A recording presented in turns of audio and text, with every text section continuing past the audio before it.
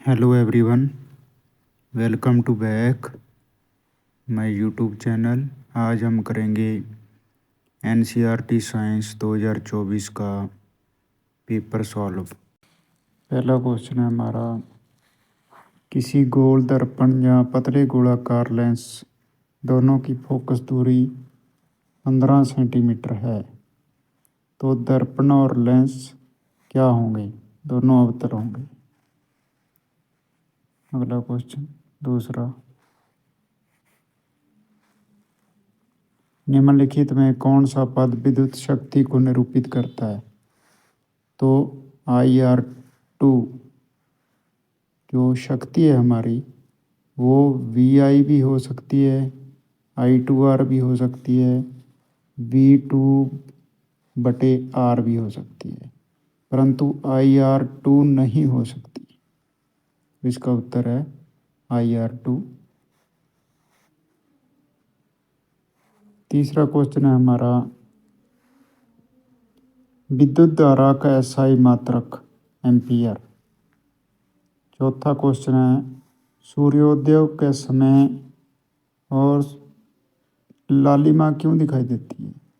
सूर्य उदय तथा अस्त के समय लालिमा क्यों दिखाई देती है? वायुमंडलीय प्रकीर्णन के कारण। जो छोटी तरंगदैर्ध्य वाली नीली किरण बिखर जाती है, केवल लाल किरणें आंखों तक पहुंचती हैं।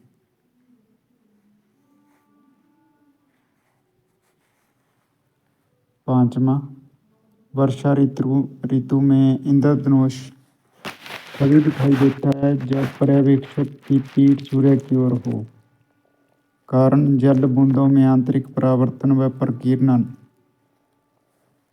उत्तर है दोनों सही हैं। RA की सही व्याख्या है, यानी ये सही है।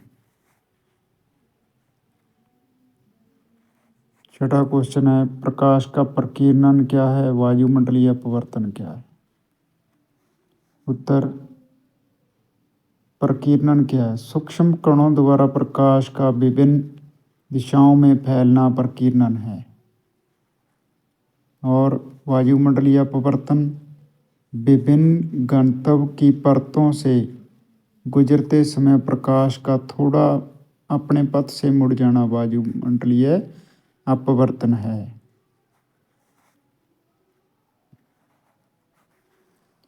विद्युत लैंप के फिलामेंट के लिए टंगस्टन का उपयोग क्यों किया जाता है?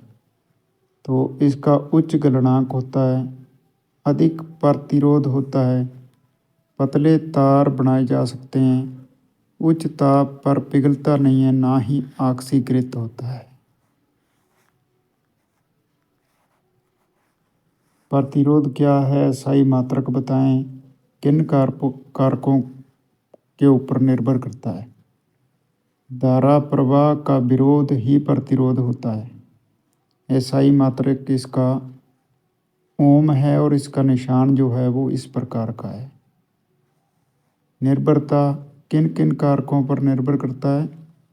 चालक की लंबाई, चालक की मोटाई और चालक यानी पदार्थ की प्रकृति और तापमान, इन पर निर्भर करता है।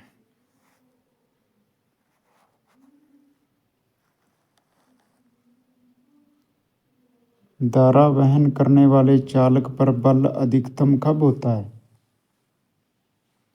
जब चालक धारा की दिशा चुंबकीय क्षेत्र के लंबवत हो, यानी 90 डिग्री के कोण पर हो। B, दो चुंबकीय क्षेत्र रेखाएं एक दूसरे को क्यों नहीं काटती? क्योंकि किसी बिंदु पर चुंबकीय क्षेत्र की दिशा एक ही हो सकती है और ये चुंबकीय क्षेत्र रेखाएं एक दूसरे के समांतर चलती हैं।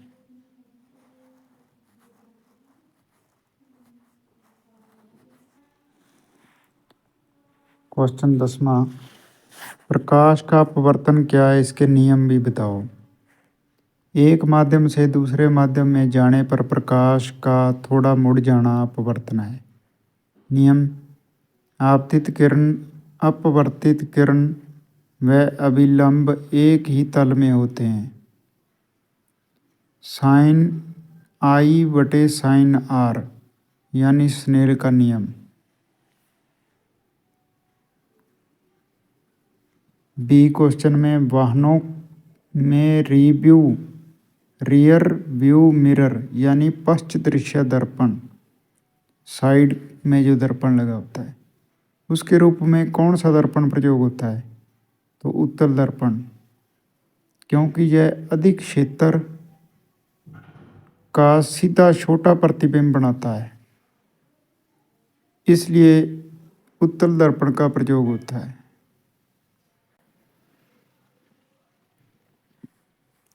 अवतल लेंस के ऊपर प्रश्न। फोकस दूरी हमें दी गई है -15 सेंटीमीटर और प्रतिबिंब बना है 10 सेंटीमीटर पर। 1/f = 1/v + 1/u। 1/-15 और 1/-10 + 1/u। u = आ जाएगा 1/30 इनका एलसीएम लेने पर। अगला क्वेश्चन है, दर्पण सूत्र होता है हमारा 1/f = 1/v + 1/u। सी क्वेश्चन, ऐसा दर्पण जो सीधा व बड़ा प्रतिबिंब दे, अवतल दर्पण। अगला सेक्शन आ गया अपना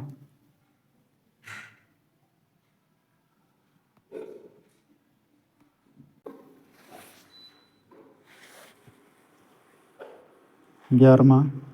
निम्न में से कौन सा गोल उपयोगी दीवारों पर सफेदी के लिए प्रयोग होता है? Calcium hydroxide. बुझा हुआ चूना जो है दीवारों की सफेदी में प्रयोग होता है, जो हवा के CO2 से क्रिया करके बनता है और दीवार ज़्यादा चमकदार हो जाती है 2-3 दिन के बाद।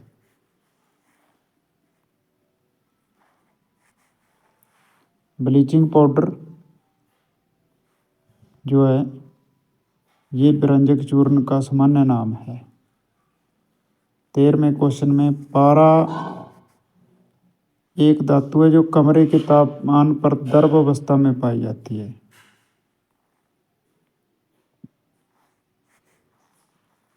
आयनिक यौगिकों के गलनांक उच्च क्यों होते हैं? इनमें मजबूत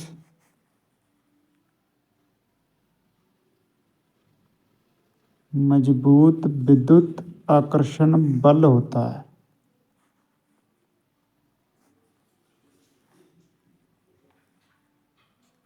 मजबूत विद्युत आकर्षण बल होता है, जिस कारण ये बहुत ही ज़्यादा उच्च गलनांक वाले होते हैं।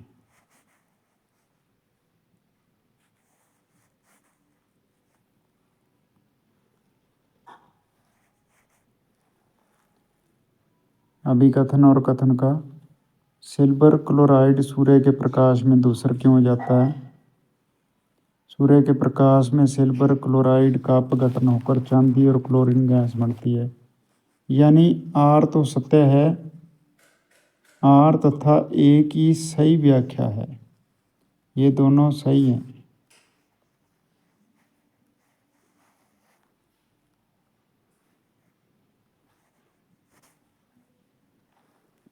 विस्थापन अभिक्रिया क्या है? उदाहरण दो। जब किसी अधिक क्रियाशील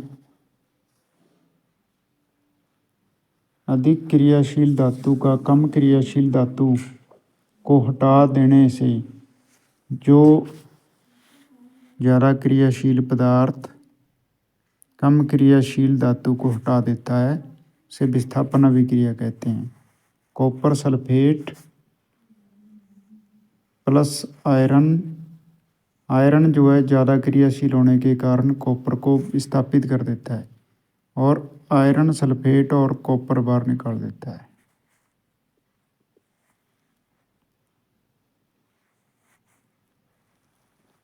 अम्ल जल के अनुपस्थिति में अम्लीय व्यवहार क्यों नहीं दिखाते? उत्तर, क्योंकि अम्लों का अम्लीय गुण H+ आयन के कारण बनता है। H+ आयन बनेंगे तो ही वह अम्लीय बनेगा।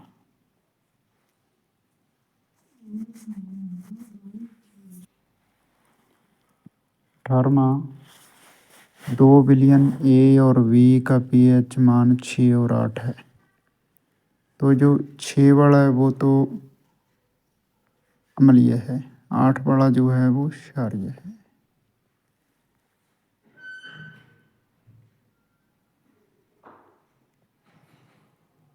धातुएं धातु के रासायनिक गुणों में अंतर।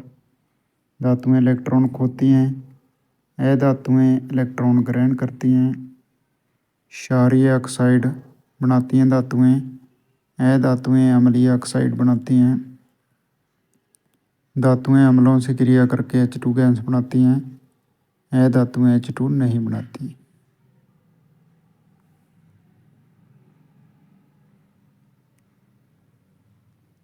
इथेनॉल से इथेनॉइक अम्ल में परिवर्तन ऑक्सीकरण क्यों कहलाता है? क्योंकि इसमें ऑक्सीजन की वृद्धि हो जाती है।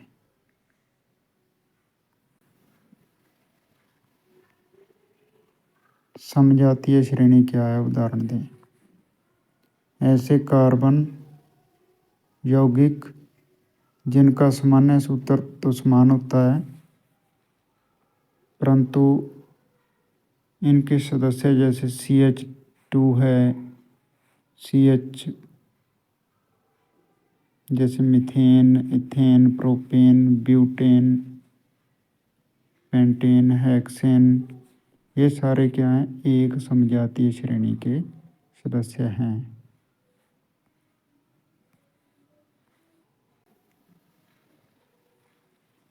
अगला क्वेश्चन आ गया 21वां, मानव पाचन तंत्र के मुख्य अंगों के नाम लिखो। मुंह, भोजनली, अमाशय, छोटी आंत, बड़ी आंत, यकृत, अग्नाशय और मलाशय। छोटी आंत और बड़ी आंत।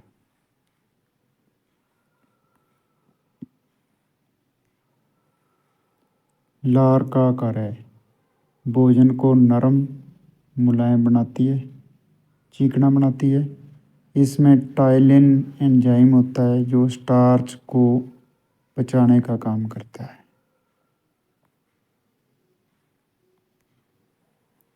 प्रकाश संश्लेषण की परिभाषा दें। हरे जो पौधे हैं वो सूर्य का प्रकाश, क्लोरोफिल, जल, CO2 की सहायता से अपना भोजन खुद बना लेते हैं। कार्बन डाइऑक्साइड, जल, सूर्य का प्रकाश, क्लोरोफिल से प्रकाश संश्लेषण कहते हैं।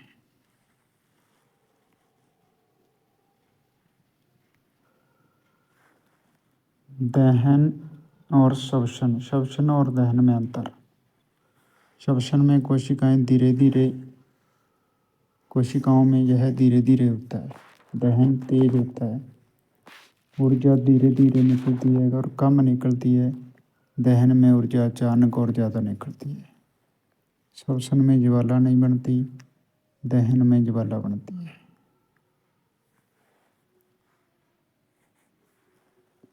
मानव हृदय के कितने कक्ष होते हैं? उनके नाम बताओ। दायां अलिंद, दायां नीले, बायां अलिंद, बायां नीले, ये 4 होते हैं। यानी ऊपर वाले जो होते हैं वो अलिंद होते हैं, नीचे वाले जो होते हैं वो नीले होते हैं।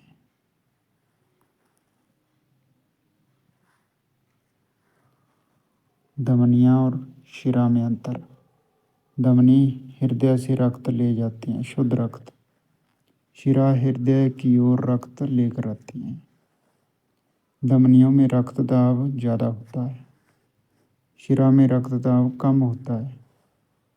धमनी की दीवारें मोटी होती हैं, शिरा की दीवारें पतली होती हैं।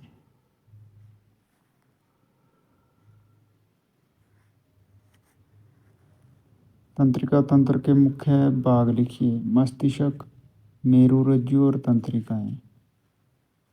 मेरुरज्जु और तंत्रिकाएं आपस में मिलकर पूरे दाढ़ भाग को नियंत्रित करती हैं। और मस्तिष्क हमारे जो सिर भाग को नियंत्रित करता है और पूरे बॉडी को भी नियंत्रित करता है।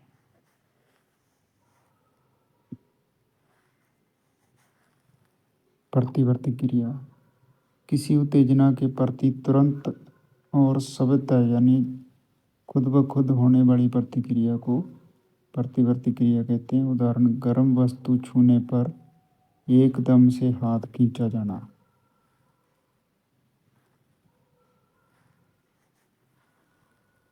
मानव में प्रजनन का प्रकार क्या है? लैंगिक जनन होता है। नर और मादा जनक जनन कोशिकाएं मिलकर भ्रूण बनाती हैं। पर्यावरण संरक्षण के 3 उपाय। पहला, अधिक से अधिक पेड़ लगाएं। दूसरा, प्लास्टिक का कम उपयोग। चौथा, जल और ऊर्जा की बचत करना। ज़्यादा से ज़्यादा पेड़ लगाना।